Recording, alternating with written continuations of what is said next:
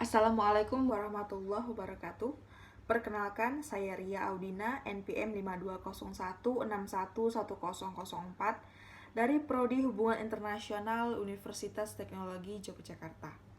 Di sini saya akan memberikan tanggapan dan menceritakan kembali sedikit video yang telah saya tonton tentang genosida Rwanda. Yang pertama, pada tahun 1996, Tutsi kembali ke Rwanda setelah kasus genosida yang mengerikan itu. Pada masa awal, Tutsi dan Hutu itu sangat bergantungan. Ketika bangsa Eropa mulai datang, mereka mengubah status sosial menjadi status etnis, yaitu dengan cara mengidentifikasi fisik. Kasus genosida Rwanda diperkirakan memakan korban 500.000 sampai 1 juta jiwa. Suku Tutsi yang melarikan diri dari negara itu pun perlahan kembali. Ada yang kembali dengan keadaan selamat, dan yang lain tetap skeptis ingin keselamatan mereka terjamin. Dan juga pada saat itu rumor pun beredar bahwa pembunuhan belasan akan terjadi lagi di sana.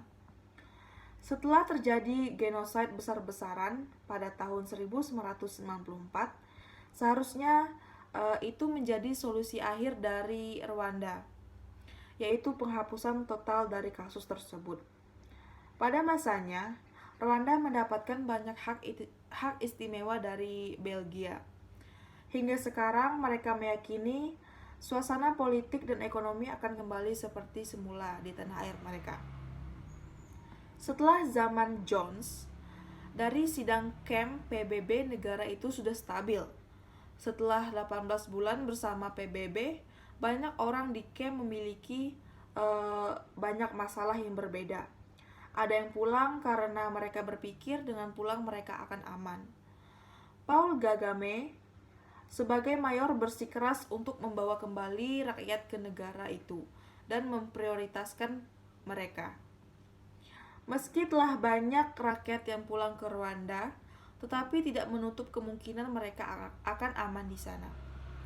Dan sekarang Rwanda mencoba fokus dalam membangun ekonomi PDB negara untuk membuat negara tersebut bertahan. Video yang kedua yaitu 20 tahun setelah genosida Rwanda. Setelah babak tergelap dalam sejarah Rwanda, negara tersebut masih memahami realitas genosida dan berusaha untuk mencapai rekonsiliasi antar korban dan pelaku. Dalam 2 dekade, Rwanda mengalami genosida dari Hutu yang kejam, dan rakyat di sana masih trauma, meskipun kejadian itu sudah 20 tahun lamanya.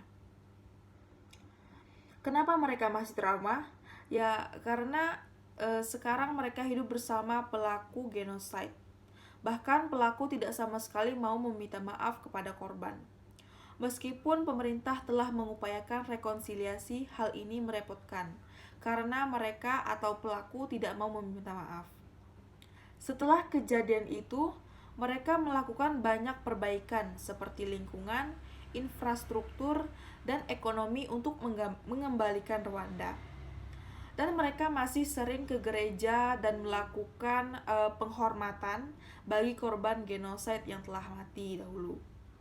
Gereja di sana masih ada yang menyimpan tugu dari korban seperti tengkorak, kain, dan alat-alat. Tujuan mereka hanya untuk menghormati agar tidak dilupakan serta menunjukkan betapa buruknya hal itu terjadi.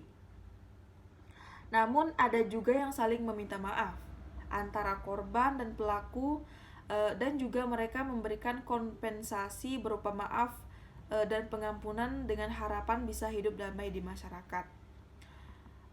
Kesimpulan dari 2 video itu menurut saya ialah keselamatan dan ketentraman hidup merupakan hal utama yang harus dimiliki bagi setiap individu. Apabila terjadi kewaspadaan akan suatu hal atau masalah yang akan terjadi dalam menjalankan kehidupan bagi kelompok atau individu, mereka akan cenderung merasakan penderitaan, baik dari segi psikologis maupun lainnya. Pemerintah negara itu sangat berperan penting. Disinilah pemerintah sebagai pelindung bagi rakyatnya apabila terjadi sesuatu di dalam negara itu sendiri. sehingga rakyat bisa merasakan adanya perlindungan bagi setiap individu dan tentunya akan merasakan aman dan damai dalam menjalankan kehidupan sehari-hari. Dari peristiwa yang terjadi pada video yang telah saya tonton, rakyat memang masih merasakan trauma yang sangat dalam. Namun apabila trauma tersebut masih menguasai diri mereka, maka kehidupan tidak akan berjalan dengan seperti biasanya. Untuk itu, mereka pun perlahan-lahan melupakan dan bangkit untuk memperbaiki semuanya. Walaupun masih sagar dalam ingatan mereka tentang kejadian yang pernah terjadi pada waktu itu. Sekian tanggapan dan kesimpulan dari saya. Saya ucapkan terima kasih. Assalamualaikum warahmatullahi wabarakatuh.